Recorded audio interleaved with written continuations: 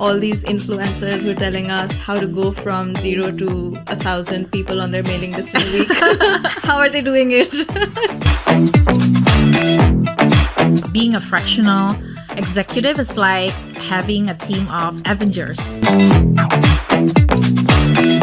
AI should be your sidekick. It's not gonna replace your job. A lot of times brands feel like, oh, let's do an event and build a community. Yeah, exactly. I don't think that works, right? Building a community, it takes consistency and it takes meaningful interaction. Growth is a strategic journey, not a magic spell. So when they said it didn't work, that's because it's like set it and forget it campaign. How do we teach people to make sure that they can be AI proof? I like that, AI proof.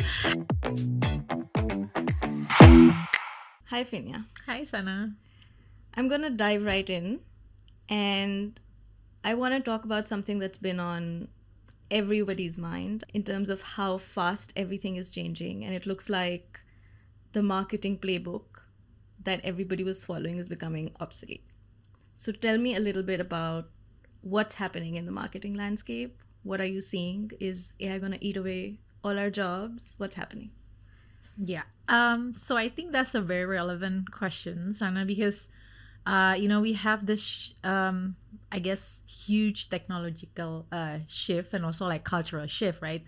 And the consumer behavior changes, adapting to that technology and cultural shifts. So when you say the marketing playbook is obsolete, that's because we don't know how we can adapt to the consumer behavior. So I think that's basically our challenge right now as like marketing leaders and like marketing teams. Right. So the way I see it is, companies who adapt to these changes, like with the AI trends that is happening right now, what are we doing about it? Like, how can we pivot our strategy, our marketing strategy, so we can outreach the segment that we want, or we can, sell our product and services to the consumer, right? Yeah. So I think it's just a matter of, being adaptable to the way the consumer is making buying decisions or making purchase behavior. Right. And what would be the most important changes that you're seeing? The most important changes is the strategy that, okay, when you have, let's say, social media used to be, one of the key channels for you to sell something very quick, right? And this usually happens in the e-commerce, fashion, and beauty industry, right? But when you, let's say, think about B2B companies, social media is a channel where you actually building that demand. It's not a channel for you to capture demand. So I think there's a lot of like, I guess, misconception in a way that how do you create or how do you develop the marketing strategy so you can actually reach out your type of customer, your ideal customer profile. So it's not saying that, okay, this strategy worked before, and if we do it now, it should work again. It's never like that. Yeah. One of the challenges as a marketing leader, I've been a VP of marketing as well. We know that every time we want to do something different or we want to do something new, we have to justify the ROI. And it's not easy. Yeah. And now with all of the things changing in terms of AI, consumer behavior, like you said, with so much changing so fast, if a marketing leader really wants to deliver, they have to change the way they work. Right. Which means they have to convince leadership of the changes that they're making and also convince them that there's an ROI. Mm-hmm.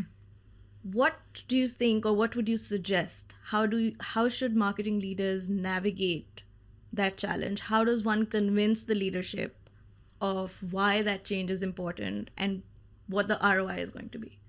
Yeah. So I guess one of the key challenge that I've seen also like in talking to like peers in the industry is that they cannot justify their marketing programs or their marketing initiatives or their campaigns to the C-level or the senior leadership, right? And one of those key challenges is actually not talking their language.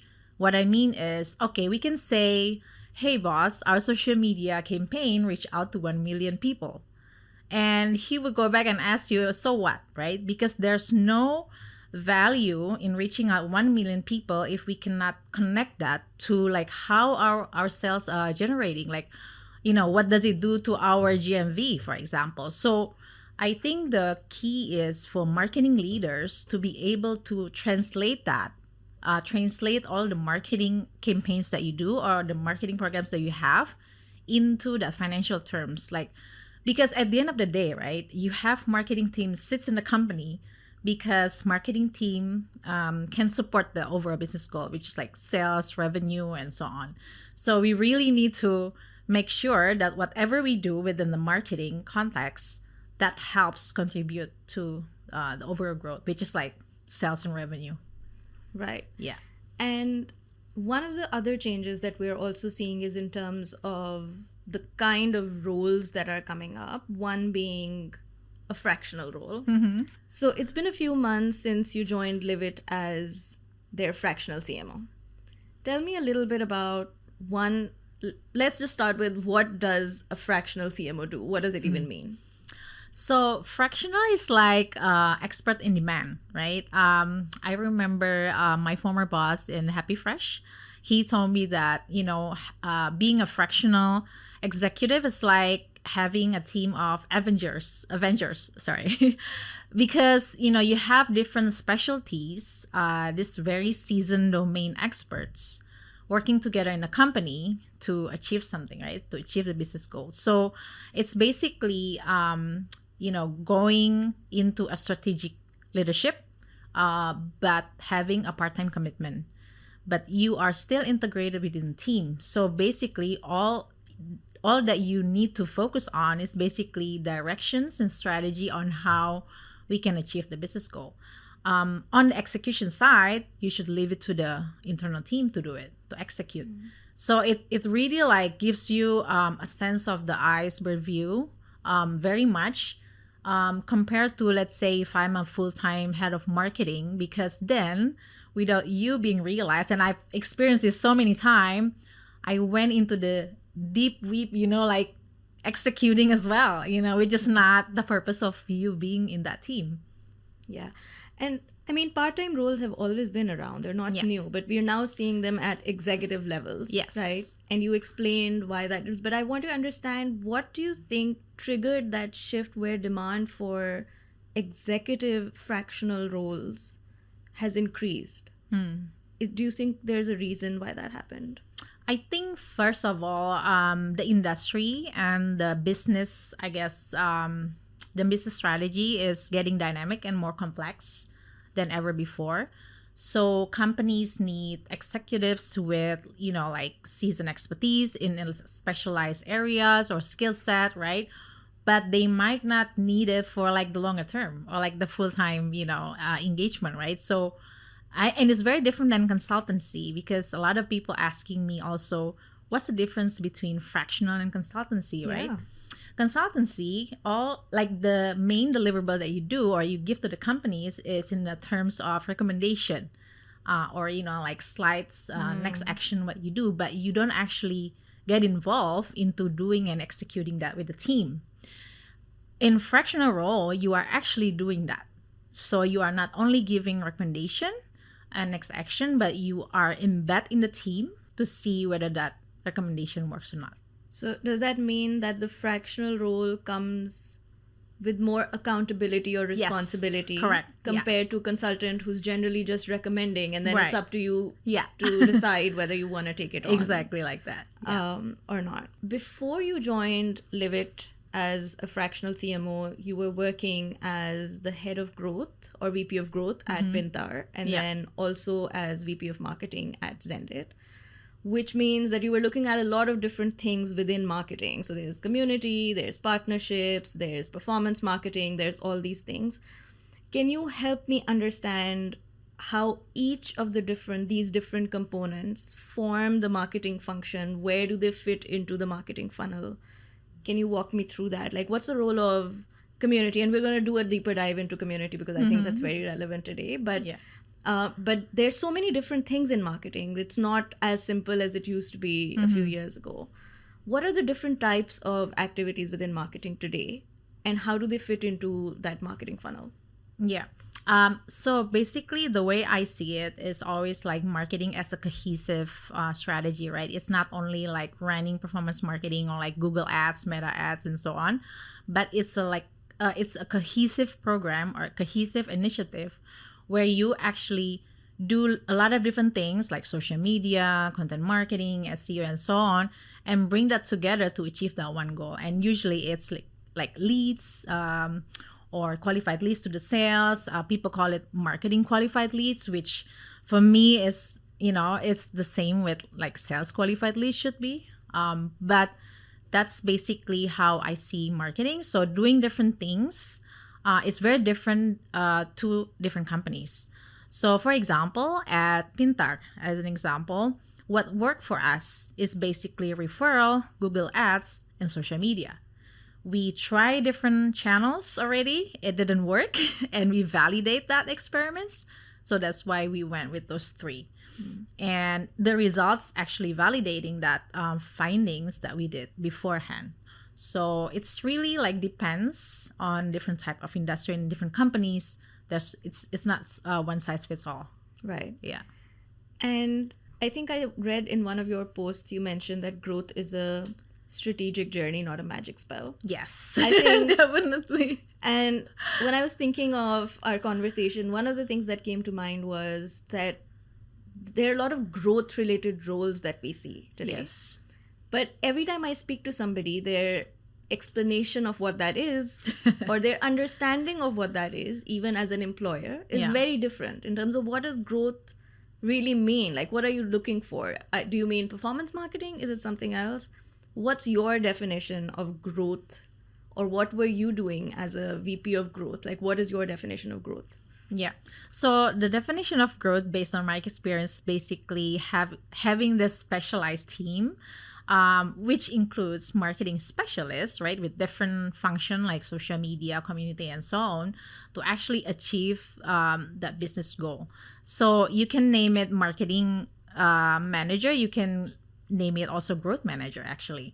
But the type of activities that is very different than like marketing in traditional sense is that in growth, you need to validate your learnings, and you need to know whether you need to pivot the current strategy or you need to continue, right? So it's very data driven compared to, let's say, marketing in traditional sense, because then you will have maybe like social media, which is not which is not always having attributes to that, or like building community. You cannot really attribute having a community into the business goals, right?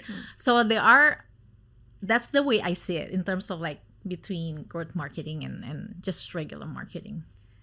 And I think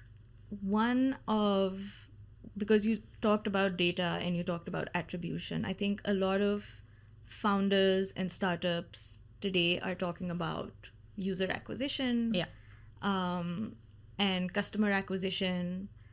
I think let's start with, what does it mean? What does customer acquisition mean?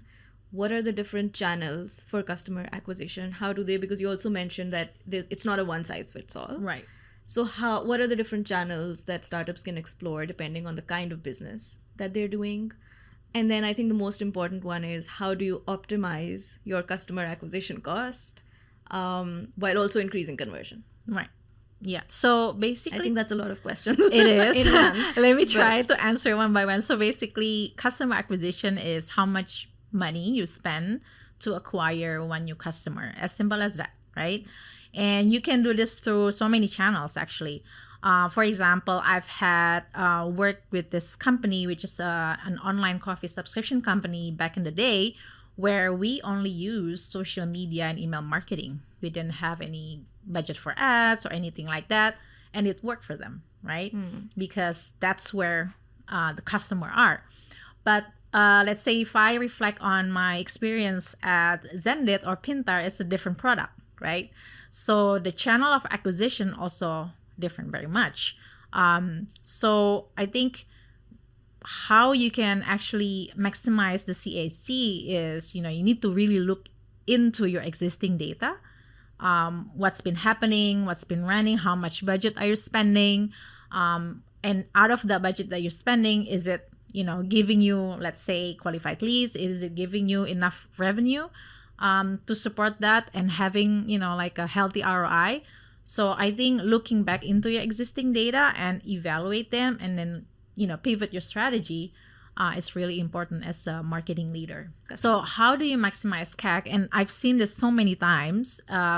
It's really simply going back to your messaging and how do you position yourself as, as a product or as a service. And, I've worked with different clients in different industry. And at the end of the day, what we did is basically change the messaging, making sure the CTA is, right on point. And it helps also to basically know how your buyer is buying your product. Are they going from, I don't know, community? Are they discovering you from like search result, right? So there are many different things that you can do to maximize that, but having the right user journey in your website and making sure your messaging is on point also helps the conversion. Right. Would you be comfortable sharing an example of a campaign that you might have designed? And you can take a minute to think about it if you want. Sure.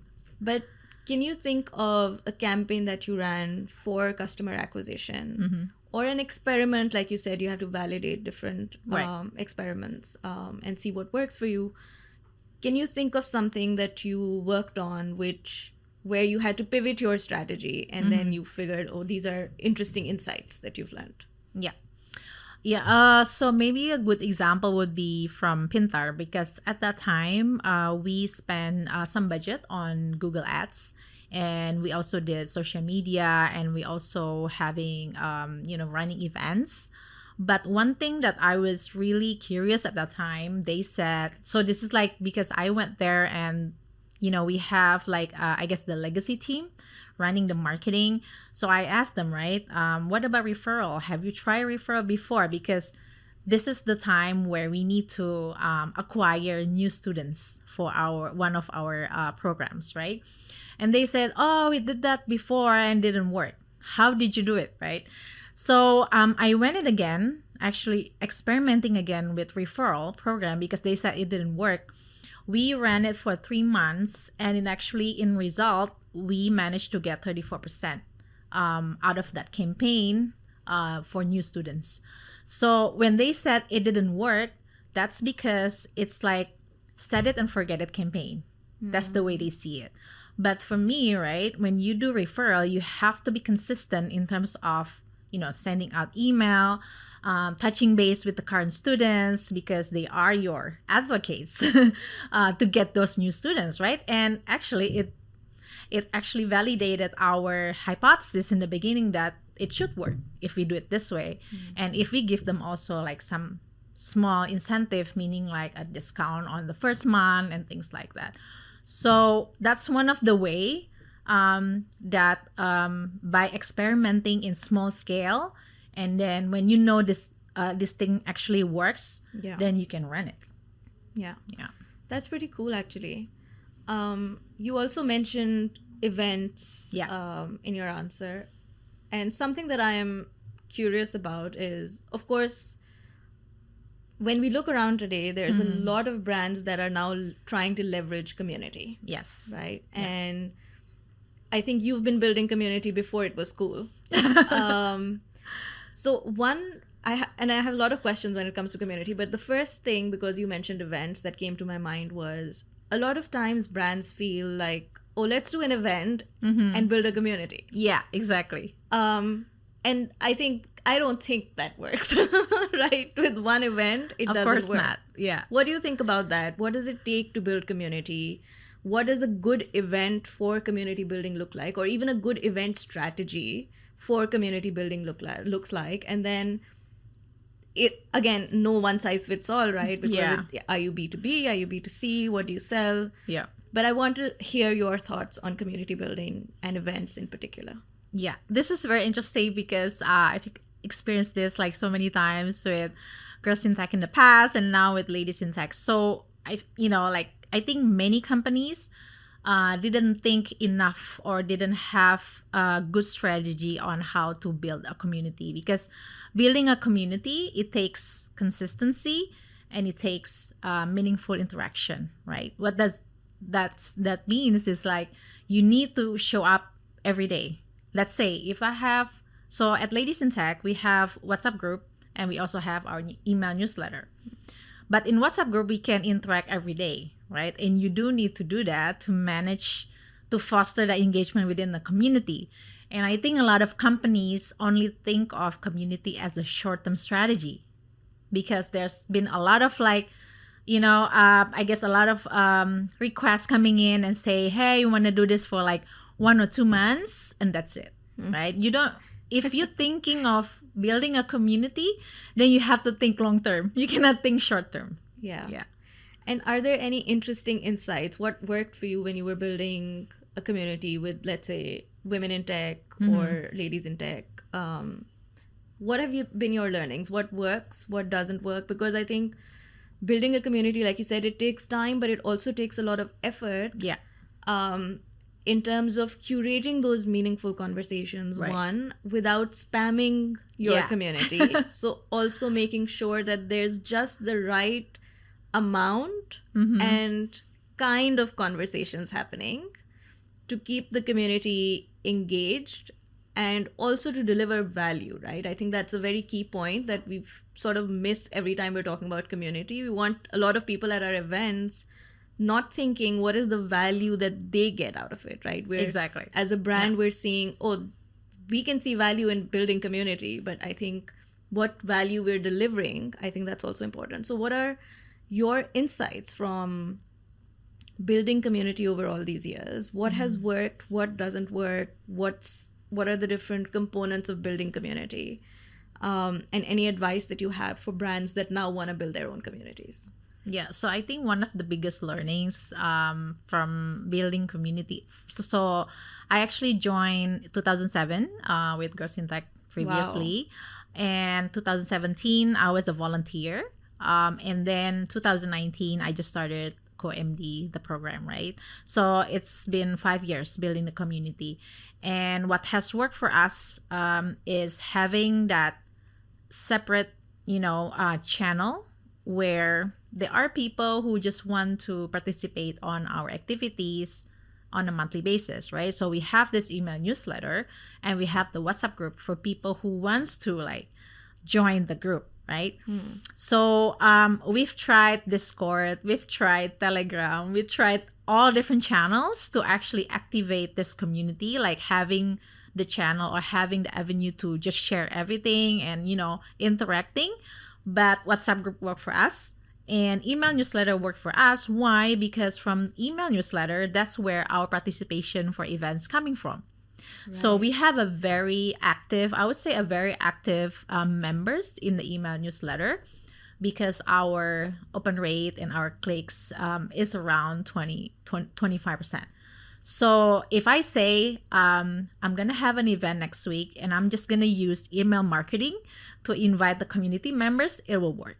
Like we don't really have social media that active, but people will definitely join from the email newsletter, because we only send out our email newsletter once a month with very relevant information and activities that they can participate and things like that. So in the past, we used to send out email every like 2 weeks and stuff, and no one is like, our unsubscription rate at that time was like 50%. Oh wow. So we were like, what's going That's on? A lot. Yeah. And that's how we learn. Yeah. And right now, what we do every quarter, we send out survey, just a 3-question survey. That's where the pulse check is. We know what they want. We know, let's say this year, we know a lot of people are very worried about AI. That's why we came up with different classes and different talk show and different, webinars about AI. Right. So we listen to our community members and we take that feedback and, throw it into our program. Yeah. I think something that I've noticed in your conversation is it seems like you're big on experimenting and learning from it. You have to. Right? Yeah. But like you said, to do an experiment, you need a hypothesis of, I think this is going to work. What I'm interested in figuring out is, how do you build that hypothesis? How do you know if it might work? And what is good enough information for you to say, I think it might work and I'm confident enough to give it a shot? Yeah. And then be okay with if it doesn't work. Right. But how do you build that hypothesis? So how do you build that hypothesis is basically, once if you have existing data, then you can just look at your data now and, why is this like this, right? But if you are starting something new, you don't know whether it's going to work or not. You still have to make bets, right? And usually this kind of hypothesis, I don't decide it by myself. I decided with my team. What's your confidence level? What's makes sense for us to actually say this is successful or not? And this is usually like multiple stakeholder conversation, but it's a very async conversation because we want to test it really fast. And usually the way that I experiment things, I took maybe 1 or 2 weeks to experiment this, because I know, okay, if we do it online, it's probably faster. Like we can see the result faster. Or if we have to do it like offline, then we should have maybe like 2 weeks to see whether the result is coming in or not. Right? So we basically decide together with the team what makes sense for us. Right. And you mentioned data. What are some data points, or what are some questions? I think there's also this challenge of, sometimes we have the data, we just don't know what questions to ask when we're looking at that data. True. So what are those questions that you're asking? What is that data that you're looking at, which is helping you then determine your hypothesis or how confident you can be about it? Yeah. So it goes back to, what are your goals, right? Like, why do we want to run this experiment? I can give an example from our scholarship admission, because at that time we had a very interesting workflow where, okay, the awardees are like the potential awardees. They can fill in the data and then submit a video and then go through the stage of interviews, right? The first 1 week, only 5 people applied. And we only have 3 weeks to go to basically reach out 300 applicants, right? And looking at this, we know, okay, for sure, we need to change something. So I work together with our volunteers, our advisory board members as well, and figure out, okay, what is our hypothesis? And our hypothesis is that we need to change the flow of the admission.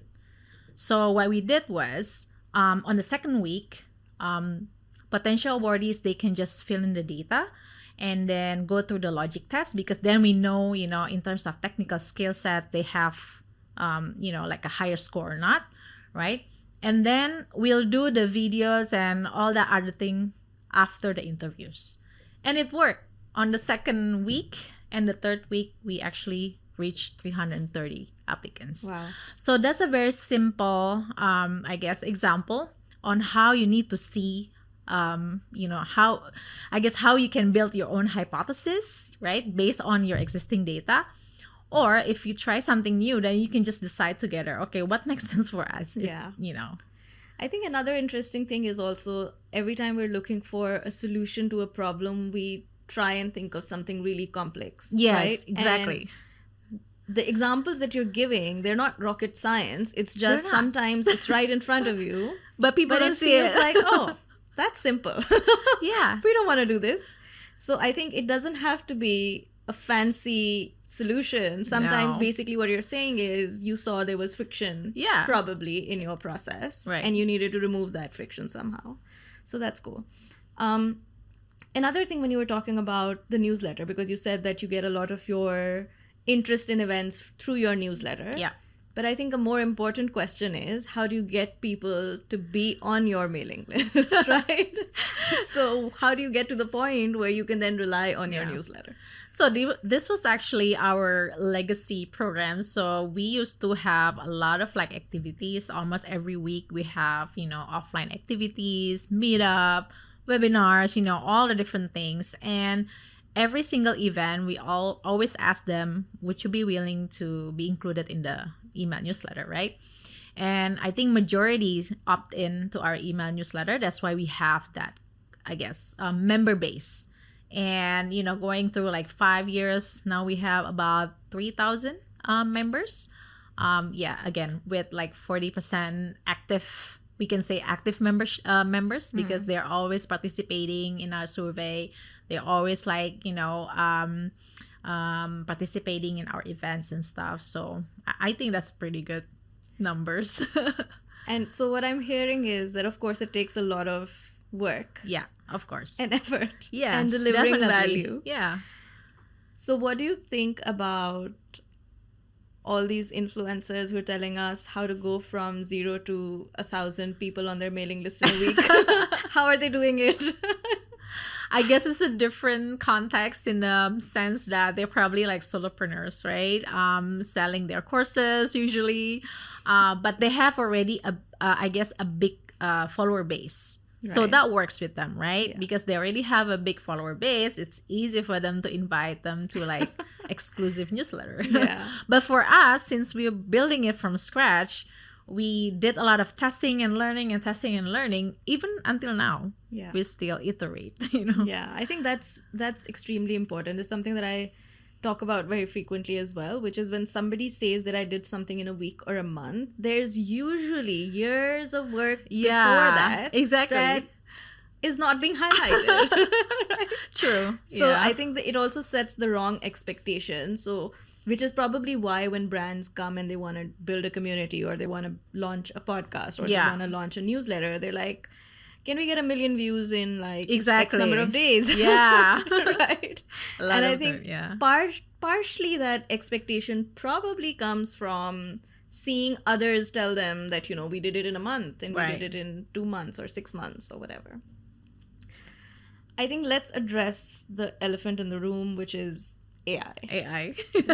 Right. Before we were having this conversation, we came to the conclusion that AI is not taking our jobs. It's yet. not. Yet. I don't think it's Ever? Nah, I mean, yeah. Okay. But one, I want to talk about how is AI changing things for marketing in terms of channels, in terms of timelines, whatever, right? Mm-hmm. And then also from the perspective of marketing skills, how do we need to adapt to what AI is doing to the work? Yeah. I think when you're talking about AI, definitely it has been transformative towards marketing roles. A lot of people are, they are afraid because content writing, you can just do it with AI, right? Video edits, you can just do it with AI. So you don't need to hire like designers or content writer and so on. But for me, right, after, I guess, because I'm quite FOMO when there's like new tools coming out, especially for like marketing, right? I always try to take a test and see like what is the capability of these tools. And at the end of the day, I guess my key learning is that AI should be your sidekick. It's not gonna replace your job. It might replace your job if you are not adaptive enough in using or leveraging AI to help with your work, right? So I use a lot of AI tools on my daily basis to brainstorm ideas, to structure my slides, but the main creativity, the main intuition, what you want to come out of it is actually from yourself, right? So if you say that, I can do a personalized content at scale, but still you are giving that instruction to the AI to actually deliver, right? Yeah. It's still coming from you. Yeah. So, yeah. Yeah. And in terms of being adaptive, right? And in terms of being flexible and Yeah. being prepared for the changes, because I've seen a few examples of people finding it hard to find a job, content writers Yeah. specifically. And my thought process usually around that is that if you are a mediocre writer, and we've seen it in job applications. And I think it's interesting that even job applications now have to be tweaked because what are you evaluating, right? Yeah, exactly. You can't be evaluating just how they're writing because AI can do that for you. ChatGPT can do that for you. But I think I forgot my question. Let me think what my question was. Yeah, so what I'm trying to get at is when AI can do the work that you are delivering, then you're not adding value, right? So if I, as an employer, can get an article done by AI, which is exactly what you would deliver, then I don't need you, Right. right? So how do we? I think what's really differentiating humans from AI is, again, like you said, their creativity, their ability to really, they know what they want from AI as Yeah. well, to be able to act. So what are those skills? How are they changing? How do we teach people, and how do people learn for themselves as well, to make sure that they can be AI proof? I like that, AI proof. So I guess the question should be, what are the redundant tasks on a daily Yeah. basis that you need to, I guess, manage, right? And how can you actually delegate that redundant task to the tools, to the AI, right? Because I still see AI as, it's like having your, I guess, not An virtual intern? assistant, like an intern, but this intern is doing like things that are repetitive. For example, Right. like we used to have a note taker when we have meetings, right? This is like back in the day. Now we don't need anyone to do that, because then we have different tools that can actually recap our conversation on the spot and then send out, like bullet points of discussion. Even that, we still need to check, is this the right one, Yeah. right? Is this the right summary that we want out of this meeting, right? So I feel like things that are very redundant, or things that are, so basically, for example, I also do content writing, right? And usually it takes me at least 1 or 2 days just to do research on a specific topic or content, right? After that research, then I outline my content, and then after that, then I write it. It takes like 3 days just to do that, right? And then after you write the first draft, it takes you another day to actually, adjusting and finalizing. But with ChatGPT, all the other LLMs right now, you can do that within a day, right? So if you say, hey, I need a blog post for this kind of topic with an angle of this, and this, we can deliver it in one day, not 3 days. So imagine the kind of efficiency that you gain by leveraging this AI. Yeah. Yeah. But I think there's also, like you said, there's still that one, you mentioned that you still have to tell ChatGPT what that angle is. Of course. That you wanted to explore. Yeah. But also in terms of ChatGPT hallucinating, right? Yeah. It makes up its own facts. It Yeah. makes up its own studies and quotes from people and Yeah. whatnot. I think research still remains. I think that's also important, I feel, to mention that there's still that skill of research is still extremely important in terms of knowing what you want to look for. Yeah. And then obviously the angle that you want to present. And so what are some tips, for instance, that you would give to somebody who wants to use ChatGPT, but still be adding value to that process and not just putting out what ChatGPT is doing? What is additional, or what is the additionality of the person who's using ChatGPT? What value can they be adding to the process? So, for example, if you're doing research, I'm not going into ChatGPT, right? Because for research, ChatGPT is quite hallucinating even until now. Yeah. But what you can use is actually specific AI tools that is for research, like Keymate, or like even Google Gemini now have their own like research tool, meaning like they are taking it from the Google Scholar or Google Scholar page. But again, what you need to do is basically adding your personalized touch and adding like what are the outcomes that you want, and ask ChatGPT to do some other research that is relevant to what you are about to write or what you are about to research, right? So it goes back to you tell ChatGPT to, I need this research about, I don't know, who lands on the moon the first time, right? And then it'll give you like a list of different references, but you still need to check and double check the facts, right? Yeah. So again, there's still some human, I would say, human involvement in this. It's not like you give it to the tools and that's it, right? Yeah. Yeah. Yeah. Awesome. Thank you so much, Finia. It was lovely to have you. Thanks, Sana. I think I learned a lot. I still have a lot of questions, but we've run out of time. Okay. So maybe off screen. Yes, we'll be able to definitely. talk about Definitely. those. Thanks a lot. Thank you so much for having me.